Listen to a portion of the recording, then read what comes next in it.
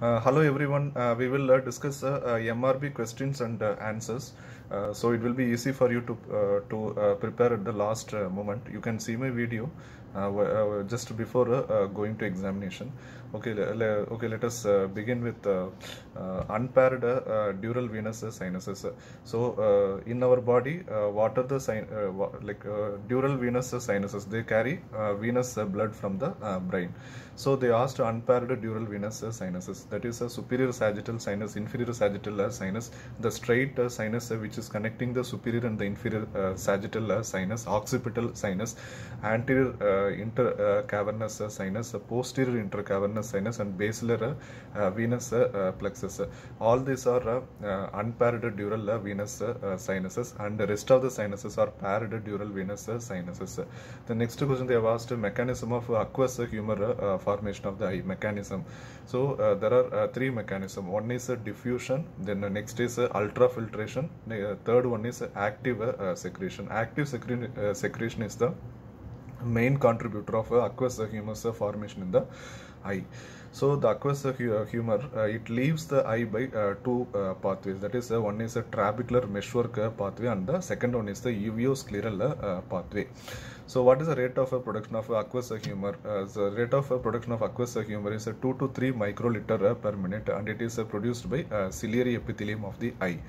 Okay, so in the eye, the circumcorneal, that is around the cornea. Around the cornea, there is a circumcorneal congestion. That is due to congestion of the episcleral vessels. Next, sebaceous gland. So what is sebaceous gland? They are exocrine glands in the skin.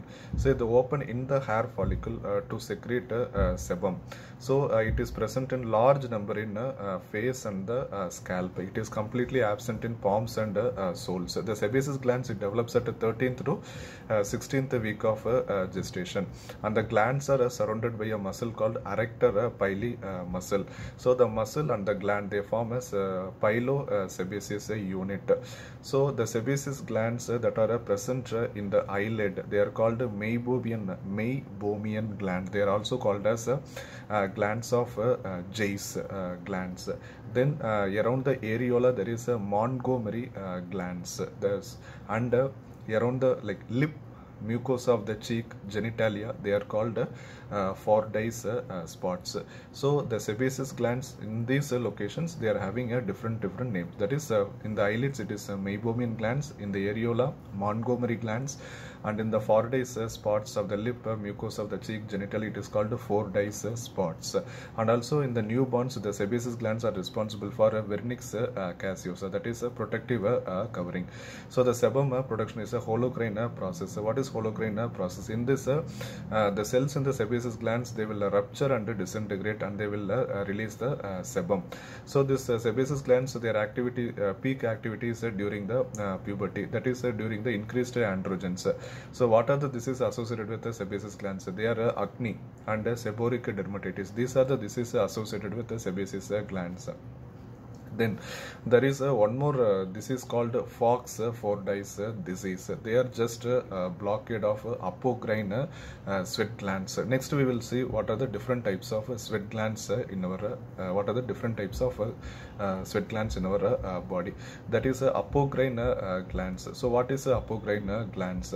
Apocrine glands, they bud their secretion off through the plasma membrane.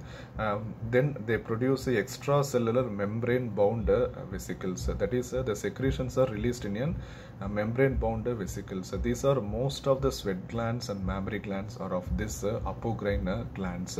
So the Fox-Fordyce, this is the blockade of apocrine sweat glands. Then merocrine are also called eccrine glands. They are their secretions are excreted via exocytosis into epithelial walled duct into the body surface. So these are like salivary glands, pancreatic glands, and sweat glands. Okay, then next about Bartholin glands. Bartholin glands are a compound pea-sized alveolar glands. They are homologous to bulbourethral glands in the males. Usually they are located in the superficial perineal pouch. This Bartholin glands are located in the superficial perineal pouch. Their female counterparts, bulbourethral glands are located in the deep perineal pouch. Okay, next we will see about Krabbe's disease. Krabbe's disease is an autosomal recessive disease. It is a lysosomal storage disorder. It is due to the deficiency of the enzyme galactosyl ceramidase. So it result due to this enzyme deficiency, it will result in demyelination. Then the responsible gene is GALC, GALC gene in chromosome 14. There will be mutation in this gene. So the symptoms of this disease are seizure, feeding difficulties, and vomiting. Then next we will see about Chidiac-Higashi syndrome. It is also autosomal recessive. It is a LIST gene. What is a mutation? LIST gene mutation. That is LYST gene mutation. So there is a defective lysosomal transport mechanism. Due to defective lysosomal transport, there will be defective phagosome formation. So due to defective phagosome, it will result in recurrent pyogenic infections, albinism, and peripheral neuropathy. Okay, next the merocrine or eccrine glands are under cholinergic control.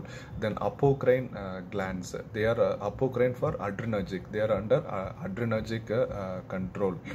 Okay, then we will see about right surgical procedure, right hemicolectomy. They asked about this right hemicolectomy. Right hemicolectomy is the removal of the cecum. You know the cecum. Cecum, then ascending colon, then hepatic flexure, then initial 1/3 of the transverse colon, plus part of the terminal ileum also, along with the fat and lymph node. This is a right hemicolectomy. What are the indications for right hemicolectomy? Most common indication is adenocarcinoma of the right-sided colon, and carcinoid of the apex more than 2 cm. Any inflammatory bowel disease, ulcerative colitis, cecal volvulus, severe appendicitis. So what are the contraindications for right hemicolectomy? That is malignancy with obstructive symptom is a contraindication. Coagulopathy is a contraindication. Significant cardiopulmonary impairment is a contraindication. Then next they have asked who is the father of microbiology. That is Anthony Phillips von Leeuwenhoek. Okay, then they asked about what are the contributions of Louis Pasteur. So Louis Pasteur, he postulated a germ theory, and he invented sterilization techniques, and he also discovered vaccine for anthrax. So actually Louis Pasteur is for everything in microbiology except for father of microbiology, because father of microbiology is Anton von Leeuwenhoek. Okay, next we will discuss about a radical neck dissection. It is a radical neck dissection. It is a removal of the primary tumor along with the same side lymph node with the spinal accessory. That is a removal of one nerve, vein, muscle, and one gland. That is removal of the spinal accessory nerve, internal jugular vein, sternocleidoid mastoid muscle, along with the submandibular gland.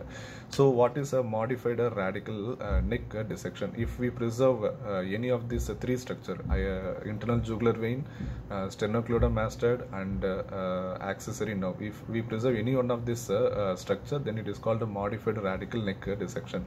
In modified radical neck dissection 1, the spinal accessory nerve is preserved. In modified radical neck dissection 2, internal jugular vein and spinal accessory nerve is preserved. In modified radical neck dissection 3, all the three structures are preserved. Okay, so the most common tumor of the appendix they asked, it is a carcinoid or adenocarcinoma. There is some confusion in this. Please confirm this. Okay, hope you have enjoyed my video. So rest of the question I will discuss in the next video. Thank you very much. Have a nice day.